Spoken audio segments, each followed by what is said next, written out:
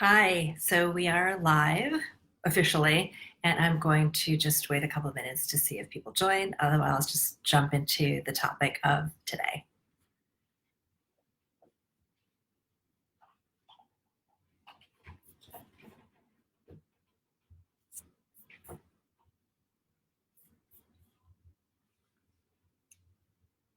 And if anyone's on, I'm really excited to share this topic today. This is kind of one of the reasons why I started this whole company is because of the lack of information around perimenopause.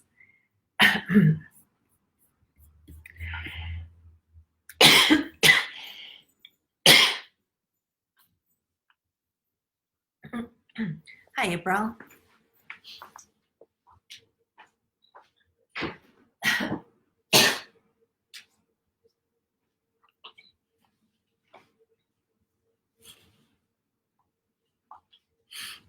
Thanks for joining, April. I am going to wait a few more moments to see if we have other people join. Otherwise, we'll just jump into the topic for today.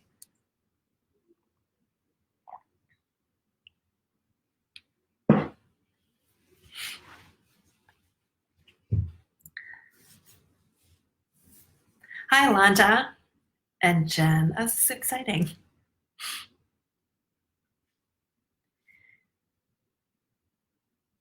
Oh, great. This is so fun, Facebook Live. It's now my third time. I'm really kind of enjoying it. Um, since we are a couple minutes in, we'll wait a little bit, a teeny bit longer before we get started.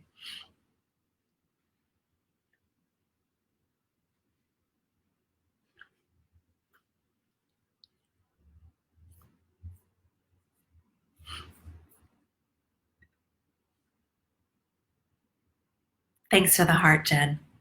It's good to see you here.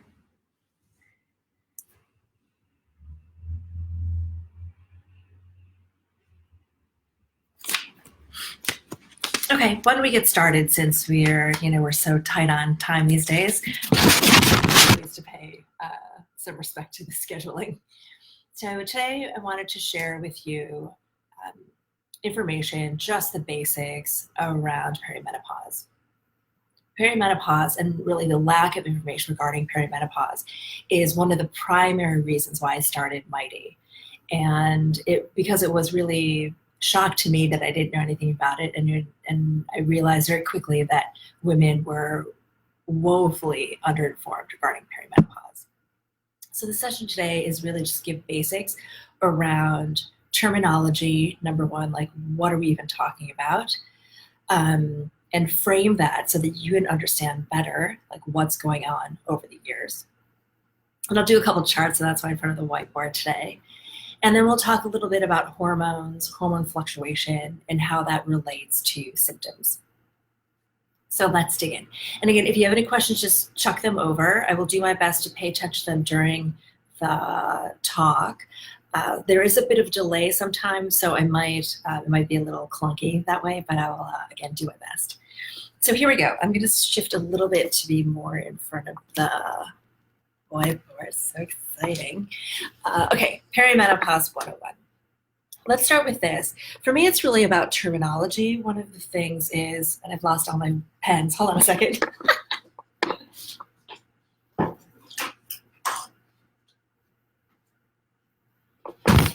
What I find is just an individual woman learning about all this stuff. And when I read blogs and read information regarding menopause and perimenopause, is that the terminology is used very inconsistently and it's often quite confusing. So I wanted to start there. And this is really important to me because language is kind of geeky and I kind of like it. But it's super illuminating, I think. So let's talk about this. There's menopause, as we well know, and we use it in two ways, right? So menopause in this like the arc of life. So you go through, you're an infant, right? And then you're an adolescent, become an adult, right? And then we hit menopause here.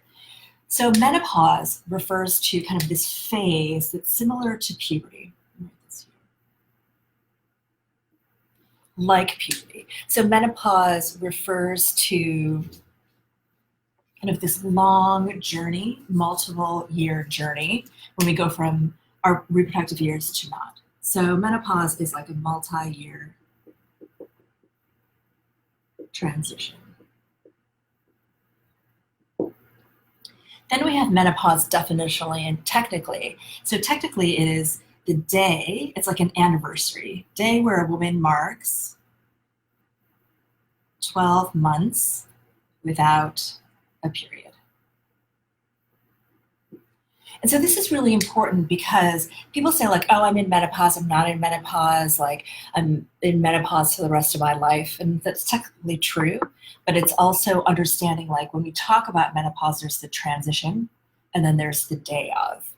And so that to me is real big distinction that is, you can see it in how people use it. It's very inconsistent and kind of confusing. So when you think about yourself in menopause and dealing with menopause, think about it as this whole journey. And then when is the day that I'm no longer officially not having periods? And between you and me, I'm really excited for that day.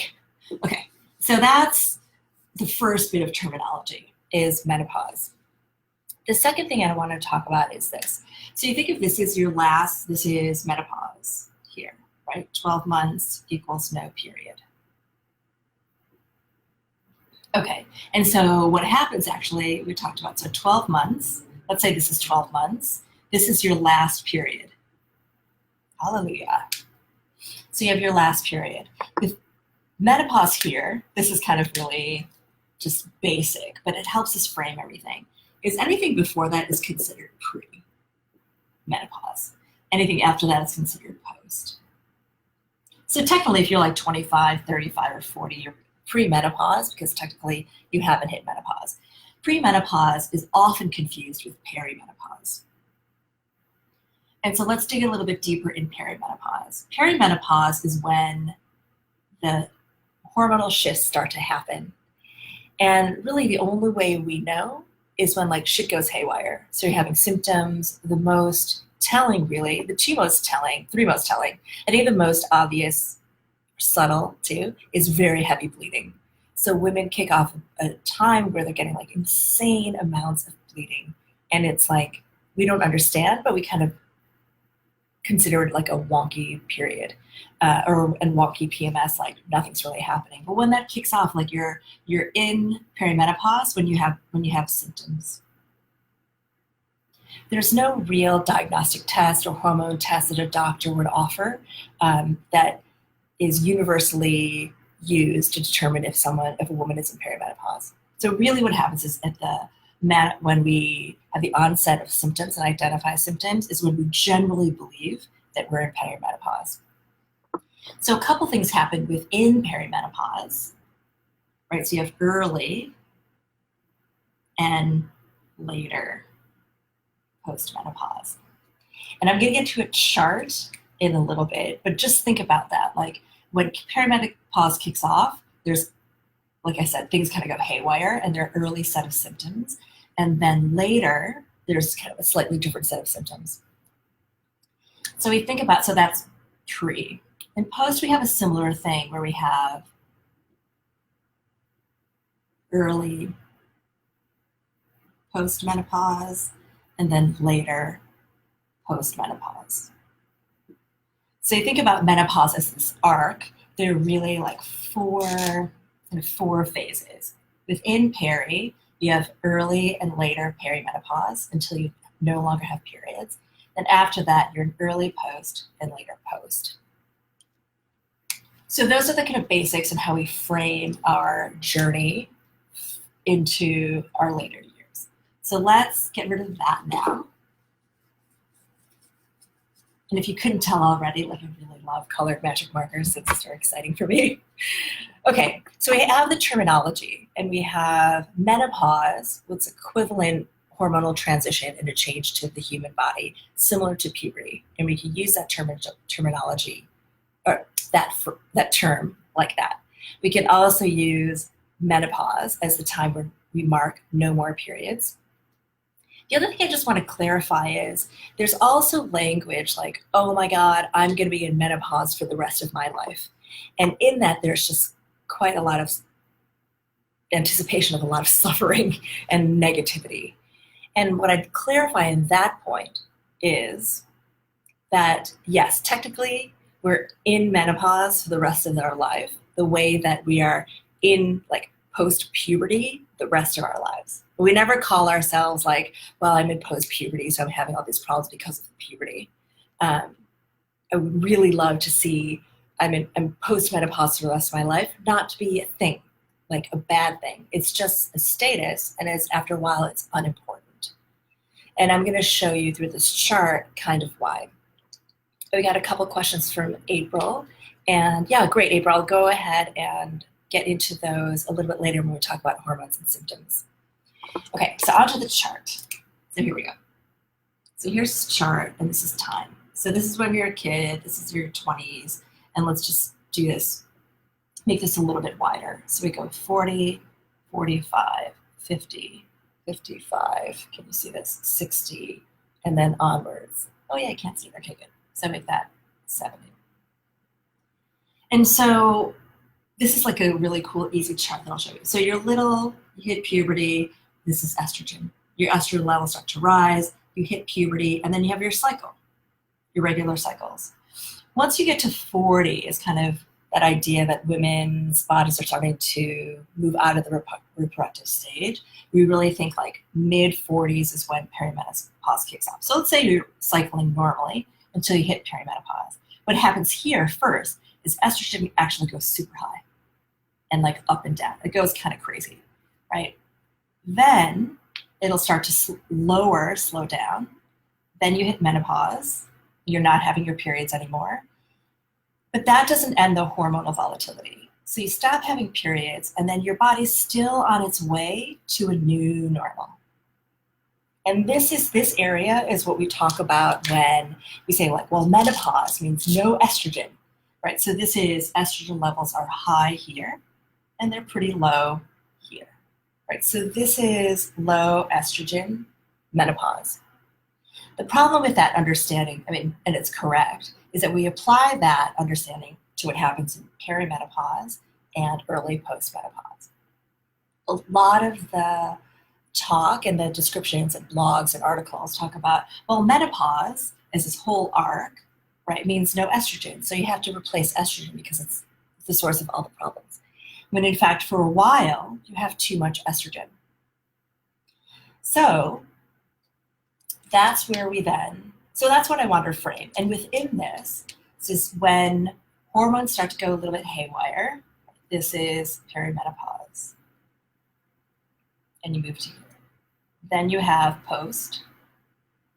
You move out here. And then you have this, the new normal.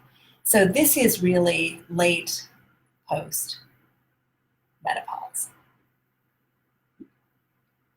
And what I'll add here is to think about what I will share is this. Once I started embarking on this and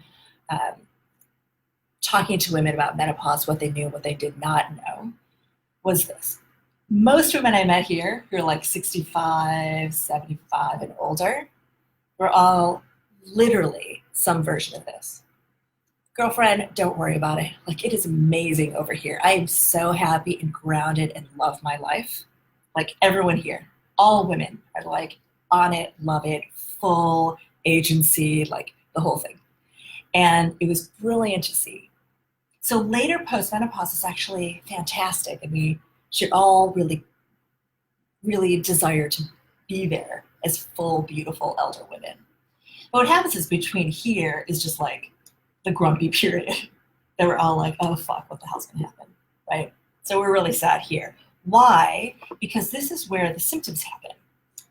Right? So symptoms happen in perimenopause and early post. And that's where most of the difficulty is, where the education is important, where self-awareness is also important, because this is what impacts our lives, and also our lives will impact the severity of our symptoms. So that's the chart. If anyone has questions about the chart, just ping them over. I'm going to review the chart one more time, a little bit more, just basically, and then move on from the chart. So in the chart, when you're in your reproductive years, your estrogen level cycle, and in fact, what I'll add here is like when you're pregnant, right? Estrogen goes way up and then drops down. So let's say this is pregnancy. When you hit about your mid-40s, when a woman hits mid-40s, right, it starts to go a little bit haywire. How I describe this to my friends, it's just kind of in casual conversations, like literally things go haywire. That the body's like, okay, this is the last few years, like you're a reproductive being, like all hands on deck, let's get the show on the road. It's the final hurrah. So it goes a little crazy. And at some point, your ovaries are pretty much depleted and your body's like, oh, right, now we're going to this new space. Where estrogen starts to drop, it's still volatile. And the volatility and these levels are the one that is a root cause for many symptoms. So this continues to like fluctuate and go down. We're not really sure of this unless we see symptoms. I mean, we know what it is. We don't know when and how much because we don't have diagnostic tests, but we're just paying attention to our symptoms. Then you get to your new normal and we're good, right? Happy, balanced, beautiful, all these lovely old ladies, like I can't wait to be one. Okay, so that's the chart. Let's break this down into the symptom part.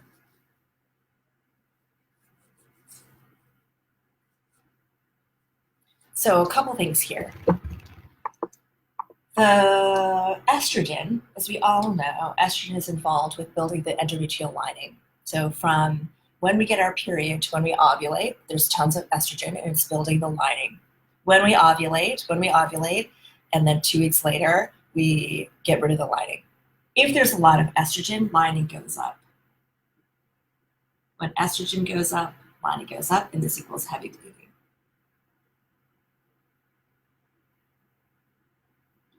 So I'll share two things. One is they call this flooding for a reason.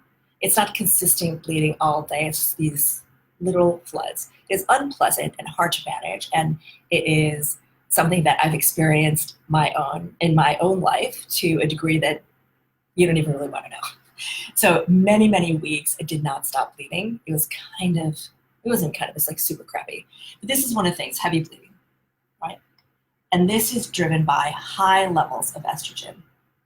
A lot of estrogen around building the endometrial lining, one. Two is, so we have high E. Then we have volatile E, which is estrogen levels going up and down. It's unpredictable. We don't know when and how, and every woman will experience the levels and the volatility differently. A volatile estrogen is, I'm going to make it like this, E, up and down squiggly. Let's do this, E, up and down, is tied to two things. One is anxiety feelings. Two is trigger of hot flash and night sweats. And if it wasn't obvious or not so clear, is hot flash, night sweats are just hot flashes while you sleep in the middle of the night. They're basically the same physiological experience, but once you're awake and when you're not awake. So drops in estrogen are tied to anxiety feelings, and they're tied to some degree in triggering hot flash. So let me start with anxiety. So estrogen has a protective level around fear, and when it drops, it can trigger feelings of anxiety.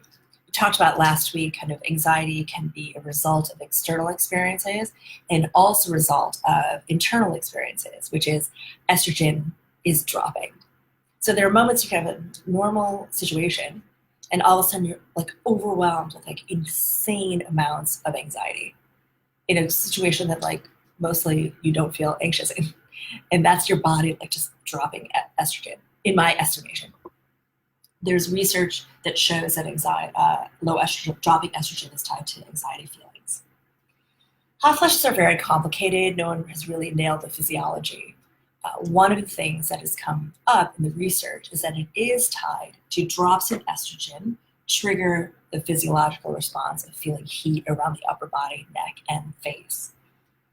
And one of the things you point to is hormone levels modulate at night. So you can imagine that there's a drop in estrogen at night, and it's triggering hot other night sweats. So that's when we look at high estrogen and volatile estrogen in perimenopause. And you think about early postmenopause, it's still volatile. Actually, later perimenopause and into postmenopause, it's still volatile, but estrogen's going low, so that it's not a heavy bleeding situation anymore. So let me step back and do this. So in perimenopause, if this is peri, this is the easiest way to think about it. At some point, you're still having periods. At some point, you're having less. So this can be fairly regular, they're heavy, and they can get close together. Once they started getting further apart and lighter, is that you're moving towards the later stage of perimenopause and moving towards not having a period anymore, and then into postmenopause. I hope that makes sense. It's a little bit complicated, but it's also pretty easy. You're having periods, they're going kind of crazy, early peri. Periods are getting further apart and lighter. It means less estrogen is around, we're coming down. And you're later perimenopause. Once you stop having periods, you're postmenopause, and until you've got that new normal, when you're still having symptoms, you're in early postmenopause. Okay, so that's the kind of the framing. And we're a little bit over 20 minutes. I'll spend a couple more minutes. I wanted to address April's question. So why perimenopause is different for women, so different for many women. And that she said some of her friends had really bad symptoms and hers weren't bad at all. And that is a really common thing. The first thing I'll say is let it not allow us all to be dismissive, right? Like we hear this thing all the time, like all women are different. Yeah, it's true. That we don't have to argue about, but it doesn't mean that like your experience is not important and mine is, or mine isn't important because everyone else has a different experience. So that's just kind of like a political statement I'll make. In terms of severity, I look at it in a couple ways. One is everyone has a different relationship with menstruation and their reproductive hormones. So I've been really regular my whole life, and now I've actually been fairly and frustratingly regular in perimenopause. There are women who've had, and I've had not very bad PMS, and women who have like pretty bad PMS, and that kind of sets the landscape and the groundwork for what will happen when things go haywire and the hormonal changes start to take place. And what I'll share kind of as the last point to close it out is my geeky view on symptoms and their severity and the whole body. So I was talking to a doctor once, an OBGYN about this, and he said most women who have really severe-ish symptoms have started with kind of not a great baseline. So they're not eating well, sleeping well, overweight, high cholesterol, maybe pre-diabetic. So a lot of issues with the body's not in optimal shape, or systems are already a little bit out of whack. So when the hormonal changes start to kick in, that these systems that are not optimal are going to get pressed and things are going to get worse. And if you don't have a good baseline, your hormonal fluctuations may manifest in more extreme cases. And this is not really proven in science, but it's the way I look at the body. Right? The body is a full set of systems. We're working constantly for a level of homeostasis. And if my body's pushing the edge of homeostasis, not quite in balance, but almost in balance, and then you throw a monkey wrench in it, it's going to be a mess. So what I recommend or suggest to think about, if you accept that premise, is that it is imperative and very important for women as we approach this hormonal change to be fit, to be healthy, have sleep, have self-awareness around our kind of menstrual life until now, so that we can pay attention to the changes. The most important thing is how we understand our symptoms, how we understand our bodies, and how then we can address the symptoms in our own bodies. So hopefully that makes sense. I meant for this to be 20 minutes and we're 25 minutes now, so I'll cut it off here.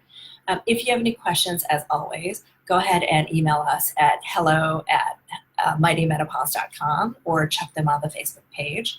And yeah, I'm gonna continue this every week at Wednesday at 1 p.m. ET. Next week, I'm gonna talk about sex. Yeah.